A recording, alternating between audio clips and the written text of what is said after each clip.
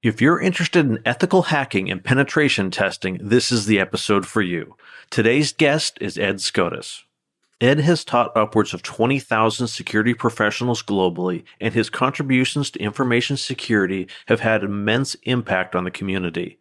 His courses distill the essence of real-world frontline case studies he accumulates because he is consistently one of the first authorities brought in to provide post-attack analysis on major breaches. He's not just an expert in the field, he's created many of the founding methodologies empowered by governments and organizations around the world to test and secure their infrastructures. Ed is the founder of the SANS penetration testing curriculum and Counter Hack. He leads the team that builds NetWars, Holiday Hack, and CyberCity, and serves on the board of directors for the SANS Technology Institute. Ed is a keynote speaker appearing internationally at conferences and is an advisory board member for RSA. I'm your host, Chris Parker, and this is the Easy Prey Podcast. Ed, thank you so much for coming on the Easy Prey Podcast today. Hey, thanks, Chris. It's great to be here. Can you give me a little bit of background on yourself? Sure. So I am a penetration tester. I'm a hacker. I do expert witness work on large-scale breaches, and I do some incident response. I started doing this stuff about 25 years ago. I was working for the phone companies back then. They gave me a job saying, hey, do you want to hack the phone companies? And I said, well, yes, I do. Right. So we had a lot of fun. And what we found is to do the best hacking we could, we would do incident response. Right. So we could see how the phone companies got hacked, learn from that, and then see if we could apply those same techniques to other phone companies in other areas. So it's this sort of virtuous cycle back and forth. And my whole career has been that. It's learning from breaches so that we can do better pen tests, learning from pen tests so we know what to look for in the breaches, and just kind of flows that way. And, the last 25 years, a lot of things have changed. A lot of things have stayed the same. It's been exciting. Yeah. I'll tell you, Chris, when I first started my career, I was working in the phone company, and my office mate there said to me, hey, kid, we know how to do good security. You'll probably have 5 or 10 years of this cybersecurity career. We didn't even call it cyber in those days. It was information security. You got 5 or 10 years, then you better plan another job because we're going to fix all this stuff. So I'm 25 years into my 10-year career, and I'm loving it. And it's not getting better. It seems like it's getting worse. Yeah. I've heard it said we're deploying vulnerabilities faster than we're fixing them. It's like, it's like a glacier that's floating in the sea, and you see 10% above and then all the ice under the water. That's the 90%. And we're adding more ice under the water all the time, right?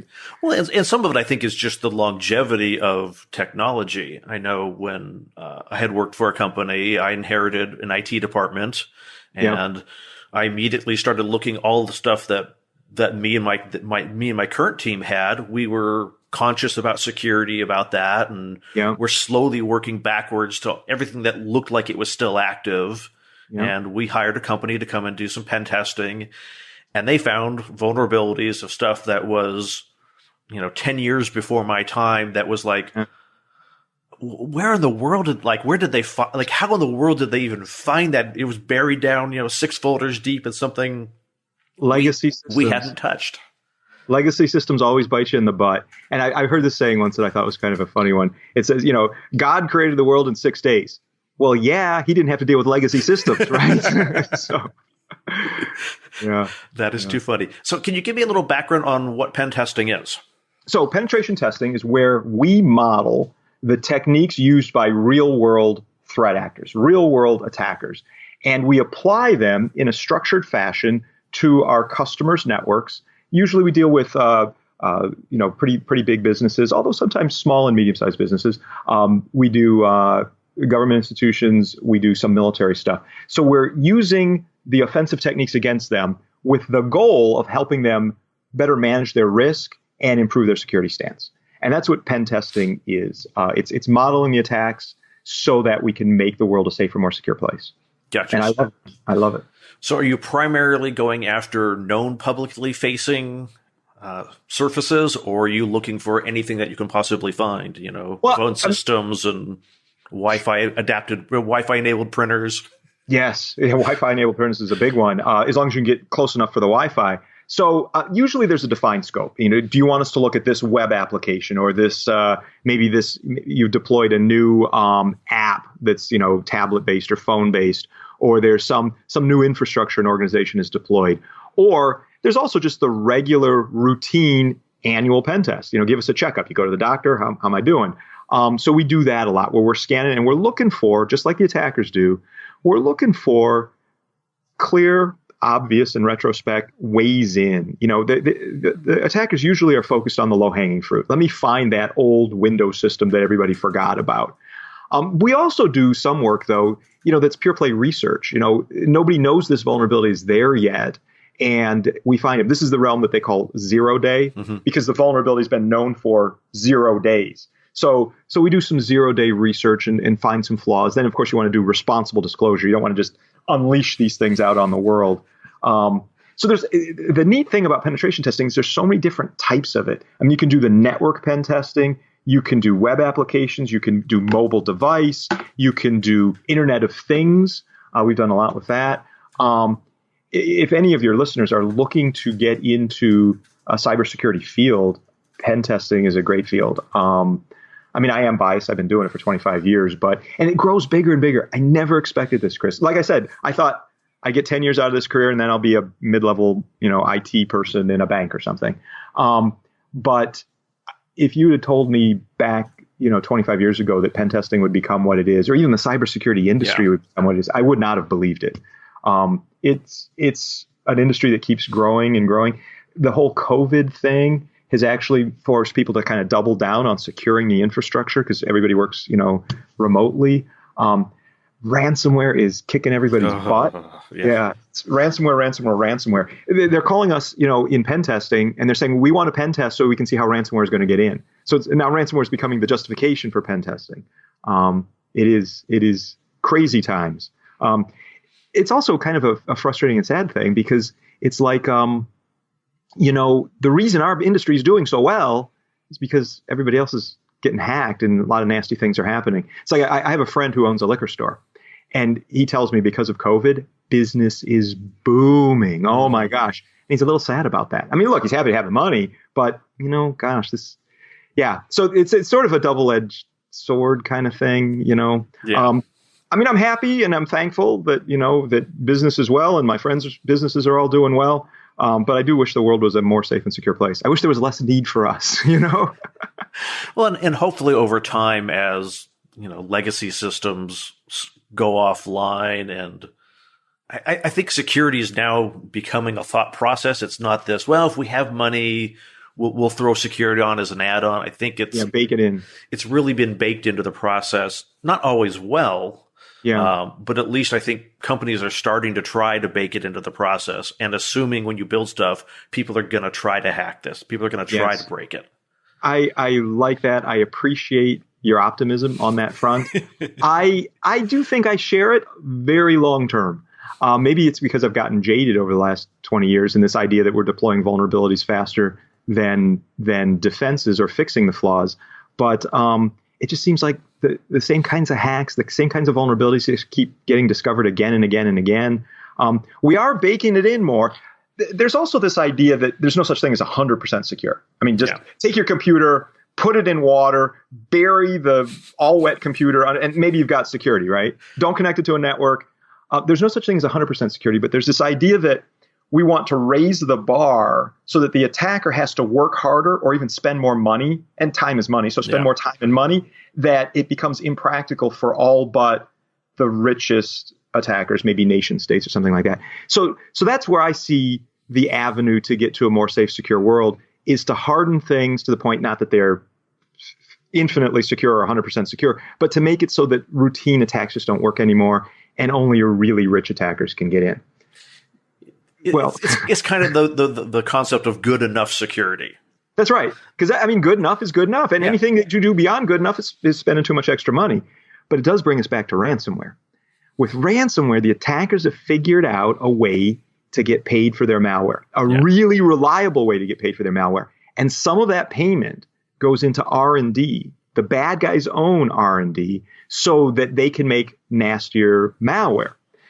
So I said, we need to raise our security so that we can require that the attacker spend so much more money they can't get over us. But the attackers' budgets are going up. Why? Because of the success of ransomware. And that's another ugly trend. I'm sorry. I want to talk about optimism and happy. But it's an ugly trend in our industry. This ransomware thing is no good for anybody. It's hitting hospitals. Right. It's hitting local governments a lot. City and sometimes even state governments are getting whacked. And the attackers are doing it because they know they're fairly reliable payers in this. There's law firms now who will take on behalf of a company affected with ransomware. They'll do the negotiation for you. And they're experts and they're really good. My friends and I were joking about how they should set up a reputation service for the ransomware attackers. If you're negotiating with a ransomware attacker, you want to know if you offer them a certain amount of money, they're actually going to give you the decryption key so you can get your data back. So you want to have honest to their word criminals. Do you get 4 stars or 5 stars for having delivered the key to decrypt the thing after you've criminally encrypted it? It's quite a world. I've always wondered that. I've gotten a few against my websites. I've gotten DDoS threats over the years of, hey, we're gonna unleash a terabyte DDoS on you, and hope you like your data center, And it's like, hey, give us, 1 Bitcoin or whatever it was, or $1,000. And I always wondered, like, okay, so what do I trust more? The fact that you're a criminal or the fact that you're honest? And if I paid you once, what's to say that you're not going to go, oh, hey, I'm going to, now that I know you're doing this, I'll threaten you quarterly. And then once I know you pay quarterly, I'll threaten you monthly. And like, that's right. Yes. This money gets spent, right? They're going to need it. Yeah. So you were labeling yourself as somebody who will pay ransom. It's almost like when you answer the phone call and engage with a telephone scammer. Like once you've fallen victim, it's like you're now on the hot list of let's go after this person because they're going to pay. It's true. It's true. And they target old people in those things because they're more likely to do that. And they're more likely to have the money, which is another kind of sad thing. And, in looking at some of the profiles of the people who are doing this, they come often from outside of the U.S., a lot of Eastern Europe, a lot of Russian folks, a lot of folks from, Africa and various other countries. And they just view it as, their targets are rich Americans and Europeans. So they already have the money anyway. So why bother? Why bother caring?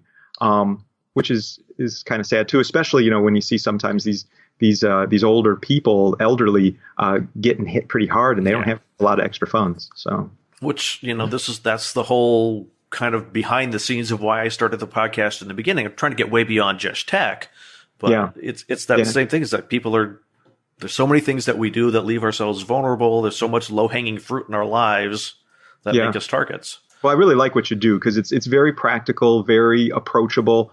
Very listenable. I do like the podcast. You do a great job. I super appreciate that. So you talked about targeting low-hanging fruit. Yeah. So for consumers and let's say small businesses, let's throw out the Fortune 500. Let's throw out the people that pay your bills. Yep. And so what are the low-hanging fruit that individuals and small businesses should be looking at? What's the easy in? So there's 2 things I'd like to direct your attention to. One is keeping the systems patched. When you get a update notification, a legitimate one from Microsoft, or if you have a Mac, Apple, or something for your phone, a legitimate one, you got to apply that update. Now there's illegitimate ones, and one of the biggest ones out there is I'm sure you've seen it. Everybody sees it. You go to some website and it says your Adobe Flash is out of date. Close your browser. You're done. I mean, just maybe your Adobe Flash is out of date. That's fine. Update that via some separate mechanism, but don't click on the thing in your browser that says update my Adobe Flash, because it's one of the most common pieces of malware out there. But keeping your operating system patched, keeping your browser patched, so when Chrome tells you it needs a patch, you really need to do that. So that's one. And the second thing, and I'm sure many of your readers or your listeners are savvy, they know this, it's spear phishing. It's people sending the email, trying to get you to click on that link, and then hacking your computer via clicking on that link. Now, you need to be careful. You need to exercise your due diligence and don't click on just any link that comes. Double check the email address that it comes from, because some of them just look like nonsense. Now, the thing of it is, for simplicity's sake, if you look at your mail reader in your phone or on your computer, they often don't show you the full email address unless you actually click on it. And I'll tell you something that every cybersecurity professional knows, but most won't say. All of us eventually will accidentally click on something we shouldn't click on. It happens. An email comes in, and you're like, oh, this is my good friend, and oh, shoot, I shouldn't have clicked on that one. So, because every one of us, every once in a while, will click on a link you shouldn't click on. You got to make sure you keep yourself patched, because when you click on that link, if you're not patched, that's how it's going to get around it. Mm-hmm. And keep your operating system up to date. I have another thing for consumers. Now, this costs a little bit of money, but it's not ostentatious. I have a separate computer, independent from the one that I read email on, independent from one that I surf the net and watch Netflix or Amazon Prime or whatever. I have a computer, this, and I use it only for my financial transactions online. I never surf the web. I keep it up to date. Of course, I got to do that. I don't read email on it. I don't do anything other than financial transactions on it. It is such a freeing feeling. If I were to get some email from my financial institution that comes in my normal email, which I don't read on there, I then move over to the other machine and I log into that account. And see, I can't even click on the link in that email because to get into the yeah. I go to another machine, right? So having a separate machine now, I got an Apple here, as you saw, but you could get a maybe $300-400 Windows box or something like that, or for more tech savvy, maybe Linux. It doesn't have to be a super beefy computer. Just a separate little thing on the side that you use just for financial transactions, not a bad idea. So I do recommend that to my consumer friends, and I do understand not everybody can afford it. Yeah, so, yeah, that's a good option. One of the things that I've seen more and more frequently is people that have really old, I moved into my new home and my ISP provided me a $99 D-Link, or, I bought that $69 D-Link router. Yeah. Not that I'm picking on D-Link specifically. And, sure. Yeah. Or let's say the MikroTix routers. They're they were at some stage easily compromisable. And so even if you've got your computer patched and your OS patched, there's this little piece of hardware sitting in a closet that you've never done a firmware check on, and it's questionable whether the manufacturer even does firmware updates on it. Exactly. And D-Link is an interesting example there, because they will often not do firmware updates for stuff that's more than 8 or 10 years old. They just say that's done. We don't update that anymore, and it's got vulnerabilities. And then don't even get me started about IoT. Right, the Internet of Things. Updating the firmware of that. I'm surrounded right now by 53 Philips Hue bulbs, and I can change their color and all this kind of stuff by talking with my good friend Alexa. I'm not going to say her name out loud, right? We call her Alice if we don't want to invoke her. But Philips is constantly pushing firmware updates for the bulbs and the hub, and keeping that stuff patched is important as well. But when you get to the router, whether it's wireless router or maybe even a cable modem or a FiOS system, because it could be compromised itself, you got to make sure you kind of armor everything else around it. Mm-hmm. You can't rely on it to be your sole security. Well, there's a firewall built into my router. Good for you. You still need the stuff on the end systems, again, patching and then user awareness. And then, a good anti-malware solution. I don't want to get vendor specific here, but, there's a lot of decent ones out there. Microsoft's own built-in one, Windows Defender, has gotten better. Yeah. Not perfect, but it's gotten better. Somebody discovered an issue with Windows Defender not too long ago where you could use Windows Defender, if you hack into a machine, to download malicious software on the box. I remember reading about that. And I think they disabled Defender for a couple of days over that, didn't they? Yeah. It's really something. It's an example of what we call live off the land attacks. So the idea is, instead of me hacking into your computer and putting malware on there, I'm going to use the underlying operating system against itself. I'm going to do every evil thing I want to do on your computer without any separate software. I'm just going to use the software built in. I'm living off the land, just like farmers would live off the land as they moved and migrated. I'm going to be a hacker living off the land in your environment. So it's a very interesting attack mechanism, and much harder to detect because there's no separate malware, right? Mm-hmm. Yeah. And then the one thing I've never quite figured out is with these municipalities and cities and hospital. Gosh, I think it was just recently a hospital chain. The whole chain. Yes. Yep. Is the reason, and I haven't gone super in depth on a bunch of them, is the reason they're paying the ransom is because they didn't have system backups, or because they just thought that would be a faster, quicker, easier way to get back into service, just pay the malware or pay the ransomware? It's a combination of those two. First off, sometimes most of the time they have some sort of backup. But if it's an online backup that is constantly updating itself, backing up, the malware will often spread right to the backup system itself. So it encrypts the backup. So your production system is encrypted, and then so is your backup. Ouch, that stinks. So, and then the second factor is it ultimately becomes a business decision. Mm-hmm. They're offering to sell you the decryption key for $1 million, and your accountants and everybody else looks at it and says, or you could fix it yourself and figure it out, or change your business, and that'll cost you $3 million. Yeah. What do you want to do? So it's ultimately a business decision on whether to pay. Now, some people actually go beyond a business decision and try to make a moral stance, and I do respect that. But a lot of people, it's just a business decision. How much will this cost us if we don't pay it? And if we do pay it, we'll do this faster and maybe easier. But you're identifying yourself as a mark, right? Yeah. For the next time. Yeah. I mean, the challenge with the moral stance is, it's going to take me longer to get it back, and it's going to cost me more money. Can I afford to have my employees not working, my customers? Right. It becomes not a very simple. Don't ever negotiate with terrorists type of position to, but I have employees, I've got families, I have all these people dependent on me. It becomes a much more murky decision. That's right. And there was a case that happened recently. I'm sure you saw about it, Chris. It was a hospital. I think it was in Germany. I'm pretty sure it was in Europe, where the hospital was shut down. Somebody was in grave medical condition being rushed to that hospital on an ambulance. And they had to divert because that hospital was shut down. They diverted to a different hospital, and the person died on the way there. So at least it's the first sort of documented death. I won't say due to ransomware, but in association with it. Ransomware contributed to the circumstances that caused that person to die. Yeah. That sucks. Yeah. Yeah. Plain and simple. Yeah, it totally does. Yeah. So the one other thing that I kind of consistently see showing up is in association with data breaches, these unsecured cloud containers. Can you tell the audience, Ed, what the heck is an unsecured cloud container, and why is this happening repeatedly? It's really something. So the cloud, it is the dominant trend in computing today, right? Rather than having all the computational resources on your desk or in the company's data center, you have some other very big, very rich, very smart company do that, like Amazon, AWS. AWS is the biggest cloud provider today.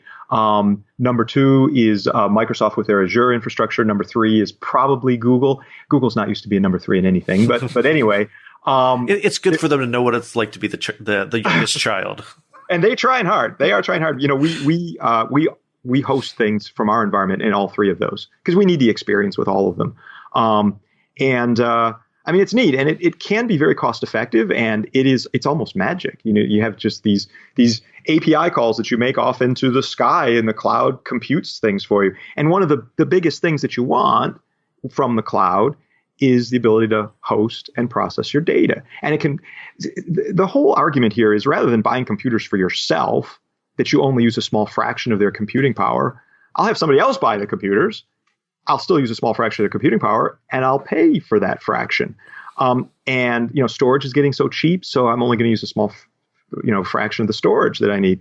So one of the big draws to the cloud is putting your data in the cloud. Now, cloud providers give you all kinds of security and access controls and all the stuff that you could put on there to protect your little piece of the data in their bigger data store. The biggest cloud data store is AWS, and they have these things called S3 buckets. So you can put your data in S3 buckets. Now, data is only useful if the people who need it can access it. And there's various crypto keys and API keys that they use to access that. But when you're building a new application that needs to get access to the data, and you're kind of trying to make it work. So you're a software developer, you're trying to make this thing work with the AWS S3 bucket data store. And you write your code and you give it the API keys that it needs. You give it the crypto keys that it needs to get access to the data, and it's just not working, and it's not working. And you try this and you try that. You think it's your code. You change the code, and then you do this. Let me turn security off. I'll just turn security off, and it still doesn't work. And then you start making other changes and this and that, and then it starts working. Dude, it's working. I can't believe it. And the application looks sweet. It's sexy. It's fantastic. You push into production and you forgot to turn security back on. So what happens is these organizations oftentimes have really just disabled security entirely in these cloud-based data stores. And they think nobody's going to find them. They think, well, I mean, this is buried in this giant AWS infrastructure. Who's going to find this one little S3 bucket that I have 100 gigabytes of sensitive data in? But the attackers, they'll start trolling just for those. They're going through the environment. They're looking systematically through all the possible S3 buckets until they find one that doesn't have security. Then they look inside and say, what's in here? And if you look, lots of organizations have fallen into this. U.S. Army lost about 100 gig of data through this attack. Tesla has been hit this way. Uber was hit this way. Several other different organizations have been. Some of the ISPs are storing data. Interestingly enough, ISPs storing data in AWS cloud. So it's a very common kind of attack and common kind of vulnerability. We modeled one last year in our holiday hack challenge. That's where we set up this sort of fun hacking challenge and cybersecurity challenge. We did one. So it's based on Santa Claus at the North Pole. And Santa Claus had a GitHub repository where the elves were storing some code. And the Git repository was not marked as secure. So people could get into the elves code, and inside the elves code were some keys to then access the cloud-based data store. So we're trying to model that to teach people about how that is a problem, Yeah. So is this something that like AWS, Microsoft, Google, are they culpable in this, that these environments are being set up as a default without security and the user's not implementing it? Or is this often more on the user side where the security is on by default and they've actually turned it off? Yeah. So it used to be the security was off and you'd have to turn it on. But you can imagine these cloud providers, they don't like the bad press from this. Yeah. So they're turning the security on, but it often gets turned off during that development process, like I just described. It's interesting to watch the evolution of Amazon S3 buckets on this in particular, because it used to be that if you left the security off and you just looked at the overall dashboard, you could just look at the dashboard to see all of your S3 data stores, and okay, they're all there, they're all functional. But starting about a year and a half ago, if you have one where security is effectively turned off, there's no access control on it, in the user interface now in your sort of cloud-based admin portal, it lights that sucker up and says, "Look at this one. There's no security here. Are you sure?" People still miss it. Because there's some where you don't want security because you're trying to share data publicly, right? Yeah. And there's others where you do want security. So you got to have, if you work for a small business or medium-sized business, you got to have your admins make sure that they're looking at the security, especially the configuration of the data stores. But let me tell you something else, Chris. I do think the cloud offers small and medium business the ability to improve its security in a more cost-effective fashion than they could if they just tried to hire it all on their own. Because you have the smarts of big, rich companies like AWS, like Microsoft, like Google. That's there, and that's really cool. And they can look, and they have various services to look for attacks and things like that. But you do have to do a configuration review. You got to make sure that you are applying the security capabilities they have and doing some log analysis and such. There's tools available like CloudTrail and CloudWatch to look through the access of your systems and tell you if they see anomalous things. Microsoft has a similar kind of thing for their databases in the cloud. I mean, that's good that the platforms are starting to realize, maybe the users aren't as tech savvy as we had hoped they would be. Yeah. It is interesting. Yeah. And, everybody's trying to learn how to deal with our new sort of cloudified universe. Another thing I say to a lot of chief information security officers, CISOs, is I'll say, so which cloud do you use? And they'll always say, well, we use this one. I say, you sure you just use that one? Well, yeah, we got most of our stuff in AWS. So there's no Google, there's no Azure. Well, there were a couple of projects in that. The truth is, everybody says we've moved to the cloud, when the reality is we've moved to the clouds. Yeah. So most organizations might have 90 or 95% of their stuff in the one cloud, and then they have the rest in some other cloud that nobody really thought of. And of course, that's the one that's not getting the security scrutiny. So it's the low-hanging fruit strategy we talked about earlier. Move to the cloud, right? But for most companies, does kind of a cloud migration result in, on average, better security in that you now have, the maintenance of the platform itself is handled by someone who's an expert in that? Like if you ask me to, hey, Chris, we need you to be, maintain this database server securely. I don't know enough about the vulnerabilities on the box itself, and I'm sure I can remember to put patches in, but I'm not going to know the little nuances. Yeah, I believe the answer to your question is yes, especially for small and medium businesses. The move to the cloud does improve things for them because the cloud is taking care of a lot of stuff that they don't have the resources necessarily or the ability to hire the knowledge to do that. That said, it's still got to be configured right. Yeah. And if it's not configured right, you're going to have an open S3 bucket and get whacked. But I do think it is a measurably measurable improvement in security, this move to the cloud. I like that. So you talked about a holiday hack challenge that you guys do. Can you tell me more about that? Oh, it's so much fun. We've been doing it, almost 20 years now. And the idea is the second week of December, so, not too far off, the second week of December, my team releases a cybersecurity set of challenges. We work on it all year round. It takes us more than a year to put one together. And what happens is we release it at holidayhackchallenge.com, and it's totally free. We make no money on it. It's our gift to the community. And you go to that site, you create an account, and you're given a little avatar. And you can control how your avatar looks. You can choose your head and your eyes and your mouth and your body and your legs. And then once you've created your avatar, you walk into this little Christmas-themed world. And you see Santa Claus, and you can talk with Santa Claus. And here's the deal. Somebody every year is trying to destroy the holiday season. And you have to solve, and there's custom music. We get custom music made for the whole thing, holiday music. So you have to solve various cybersecurity challenges, defensive challenges, forensics challenges, offensive challenges. You solve those with the goal of trying to figure out who is trying to destroy Christmas and why, and then you stop them. You thwart their nefarious activities. The challenges start very simple. So we have a lot of kids that play this, junior high kids, high school kids. But we also have, like some of the most hardened, security professionals at the NSA play this. And people play it around the world. Like in almost every major military service in the U.S. plays the Holiday Hack Challenge.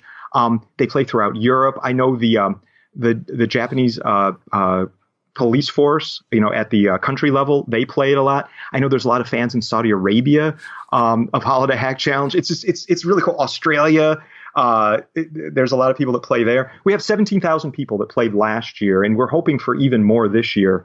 It's fun. It's whimsical. It's weird. And there's prizes and stuff. And we try to make it a good time. One of my favorite parts of Holiday Hack is I've had many friends say this to me. They say, when we release it, that second week of December, a lot of cybersecurity professionals are focused on it. They play it, and it goes for a whole month, right? Mm-hmm. So they play it for the whole month. So some of my friends have said to me, if you're like a evil villain, just a terrible person, cyber criminal, nation state, whatever, and you want to do a horrible, nasty attack, do it on the day we release Holiday Hack, because nobody's watching. They're all helping Santa Claus, so that's your chance to really do your thing. And I actually think that's wonderful. I love that. But I do hope somebody keeps an eye on the actual, rest of the world while everybody's at the North Pole. So it's a fun challenge. We release it in context with something we call KringleCon. So KringleCon is Santa's virtual conference at the North Pole. So when you go in all through your browser, you go to the North Pole, you hop around Santa's castle, and you can go and watch videos. And the videos are of presentations that will help you solve the hacking challenges that are in. Nice. So it's kind of an integrated thing. Yeah. And, a lot of people will play with their kids because there's sort of a video game aspect to it. And they'll have their kids like hop around the castle and say, oh, I need the firmware for this device. And they have to hop around and find the firmware. And it's in there. Or I need you to find, what cipher was used for this. So there's the sort of video game play. There's a social aspect to it, too, because there's chat back and forth. Last year, we saw the emergence of Holiday Hack parties where, different places. There was one in Australia, one in Frankfurt, Germany. There was one in New York City. There were several others that we don't even know about, where companies hosted a Holiday Hack party at their venue so people could just come in and they'd be like 40, 50, 60 people sitting there playing Holiday Hack all together at the same time with Christmas music blaring and cookies and things like that. Now that we live in COVID world, we'll see how that goes this year. Maybe virtual Holiday Hack parties, right? Or everybody be in a mask, socially distanced, desks right. 6 feet apart. Yeah, it's such a different world. But anyway, Holiday Hack is coming up. I encourage your listeners and viewers to play. Again, there's, we don't do it out of any sort of profit motive or anything like that. We do it as a service to the community and because it's so much fun. We really want to help bring up the next generation. I know that's something that you have a passion for. And to try to make the world a better place. So, and people can, here's another big important point.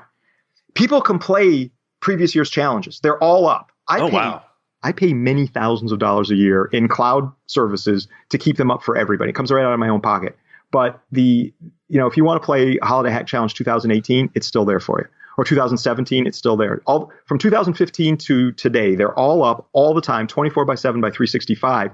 And you can learn from them. You can build your skills there. Because people will say, well, how can I get ready for this one? The one coming up. Play last year's or the years before, or the year before. And they're fun little stories. Oh, and all the answers are posted for the earlier ones. So you can see the answers and work your way through them. You're like, well, gee, I'd like to have a cyber range to practice my skills. Holiday Hack Challenge is your year-round cyber range that you can build your skills on. So for free. So, Ed, I have to ask the question. Has the Holiday Hack Challenge ever actually been compromised? Wow, that is an interesting question. I've done a lot of podcast interviews. Nobody's asked me that. We have had, on 3 occasions off the top of my head, instances where people got into the underground of Holiday Hack Challenge, the back-end infrastructure. They were all really wonderful people, and they responsibly disclosed to us that they were in there. We thank them so much. And we did, during our closing ceremonies, point out that somebody got into this.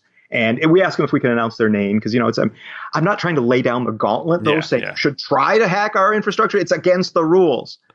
That said, if they do find these holes, maybe even if they compromise them and they tell us about them in a good spirit, we're very thankful for that. There's always this thing in your gut a little bit that says, well, tell them it was a Easter egg that you purposely built in and they found it. Oh, you're brilliant. But we fess up. And usually I get on the phone with them. I say, hey, thanks for finding this. We will announce that you found it. If you want us to disclose your name, we'll announce that it was there. But we want to make sure that, you're dealing on the up and up and all that. So we don't have like a bug bounty program for it because, it's not for profit. We make no money on it. We will. Last year we had these things made up. I told you it's Kringle Con. Oh, nice. This is a Kringle coin. So the Kringle coin, and we give the Kringle coins to the winners of the challenge, but also if somebody finds a vulnerability or an issue, and it's good to, the coin costs $7, okay? So it's not a bug bounty program, but people love the coin and they want the coin. It's worth more than $7, but it costs us $7 to have it manufactured. Yep. So, yeah. So, yes, it's a brilliant and insightful question. And on 3 occasions, people have been able to compromise it. Now, we did have one last year. It wasn't really a compromise of the underground part of it, but they were able to find an issue, a vulnerability in the above ground part so they could get around faster and do things that they otherwise couldn't do. We love that. That's just awesome, right? But when you get into the underlying data structures and can manipulate the game or see information you shouldn't be able to see, that I call a compromise. And there have been 3, but they were from very good-willed people. So I guess that's just the underlying that, kind of that good enough security, so to speak, that there really is no if it's connected, there really is no absolute security. That's absolutely true. And we have some, I'm bragging a little bit here, but I'm telling the truth. We have some of the smartest people in the world that are, playing this game. There's also little kids that are playing. There's usually like 10 or 12 challenges. And there's 2 or 3 that almost anybody can get if they try. But then there's 2 or 3 that you have to be about the best person in the world to get this. And sometimes on their way to those last 2 or 3, they notice anomalies and they start exploring them because they think it might be part of the game. Next thing they know, they've blown a hole through the floor of the game and are looking at the infrastructure and how everything works and the data flows. And you're like, oh. And, it might be because my own background as sort of a teenage explorer and hacker. I know you did a lot with the BBS scene back in the day. Mm-hmm. late 80s and early 90s. I did too. I didn't run one, but I participated in a lot. I was in Michigan. You were in California, I believe. Yep. So that was a long distance call. I couldn't call you. But that said, sometimes you could ride across connections that other people had. Yep. So I do view the world as a hacker. And by hacker, I don't mean like nefarious criminal. Yeah. I mean somebody who likes to explore, likes to learn, likes to see where the edges of things are and see what's just beyond the edge. And I think it's because of that sort of hacker ethos. I don't really get mad when somebody breaks that way, as long as they do it with goodwill. If you do it to be evil or, something like that, or you start asking for money, that I'm not. That I don't view that as hacker mentality. Hacker mentality is let's learn and explore and do it to try to make the world a better place. Ethical hacking, some people call it. Yeah, right? I like that. So I know we're tight on time here. Bug bounty programs. Are you kind of in favor, not in favor of them? Do they attract more attention to people who don't necessarily want attention drawn to themselves? Well, I mean, so I'm in favor. Let me just say that right up front. I do think they help. They do draw attention. So only get into one. If you're a company and you have a product or infrastructure, only get into one with your eyes open. And if you're a participant, if you want to look for these flaws, make sure you stay within the scope of the bug bounty rules for that given organization. That said, I do see bug bounty programs for some of my customers, Fortune 500 companies, that turn stuff up, either stuff that came up between our pen tests or that we never pen tested because it's just a different scope. So I do think it augments a security practice. Mm-hmm. But you got to do it carefully. There's companies that can help you set up a bug bounty program. Again, we're vendor neutral. I don't have any, allegiance or alliance with any of these companies. But one of them is HackerOne. Mm-hmm. There's several others out there as well. But I think bug bounties have proven themselves far more useful than I thought they would 10 years ago. So yeah. And now people will come to me and say, I want to be a pen tester. Should I do bug bounty programs to start building my skill and my resume? And I'll say yes, but realize that most of the easy bugs have already been found. You're probably going to find either hard bugs or nothing. If you're new at this, don't think unless you're a super genius, don't expect that you're going to get paid by bug bounty programs right away or ever. But it can still help you get that job. What I'll tell people is record, maybe with handwriting or something on a notebook or maybe type it into a thing. Record your work in the bug bounty program. So on this date, I worked on the, say, pick your favorite bug bounty program that's out there. Maybe you're doing one for Facebook. Facebook's got a big bug bounty program. You probably won't find anything. I mean, it's Facebook. You might, but it's unlikely. But write down what you did, what your observations were when you did it. Because if I'm going to hire you as a pen tester someday, I need somebody who knows how to put those things through their paces and who is recording what that person is doing so that we can do reporting and all that kind of stuff going forward. So in other words, build the habits and skills of a good pen tester. Document that because that's going to help impress your boss down the road, even if you don't get paid, $40,000 by Mark Zuckerberg for finding something in Facebook. Zuckerberg has said, if you find a big enough flaw in Facebook, he'll give you $1 million. But that said, he's got his own people that are looking for stuff and a whole bunch of other people that are looking for stuff there too. So I think they're valuable for pretty much everybody, but don't think you're going to hit the jackpot as a practitioner. Yeah, I mean, it sounds like it's good to build your methodology to kind of work on your craft. Yep. But the chances of it being a professional bug bounty hunter is probably not going to pay the bills. Yeah, exactly. That's exactly right. Now, that said, I do have a couple of friends that do this, and they make some pretty good money on it. Kudos to them, but they're very much the exception. And they've been doing it for a decade or more. Yeah. Right. So the newbie shouldn't expect to find anything, but they should still do it if they want a nice, systematic way to build their skills. And then responsible disclosure. Above all. Be good. Yes. Do good. Exactly. Well said. So, Ed, as we wrap up here, if people want to get a hold of you and find out more about what you do, how can they find you? Sure. So my Twitter handle is @Ed Skoudis. That's EDSKOUDIS. I'm an instructor with the SANS Institute. That's where I teach people how to do penetration testing. So they can find more information about me over at SANS.org. My company that actually does the penetration testing is called CounterHack. So if you go to counterhack.com, they can see more about that. But our company, if you look at CounterHack, we were founded 10 years ago. We just celebrated our 10th anniversary. We're founded to do really high quality work with people that we love to try to make the world a better and safer place. And that's why we do the SANS Holiday Hack Challenge. My team works on that, funded by the SANS Institute to try to make the world a better place. That's ultimately, it's about the community. At the end of the day, you still got to feed your family, right? And I got to pay my team. But that said, we do want to try to make the community a better and safer place. I love it. Ed, thank you so much for coming on the Easy Prey podcast. Thanks, Chris. It was great talking with you. Thank you, buddy. Thank you. Thank you for listening to this episode of the Easy Prey podcast. If you like this episode, help support the podcast and our mission by leaving a review at easyprey.com/review. Notes and a transcript of this episode with Ed Skoudis can be found at easyprey.com/40.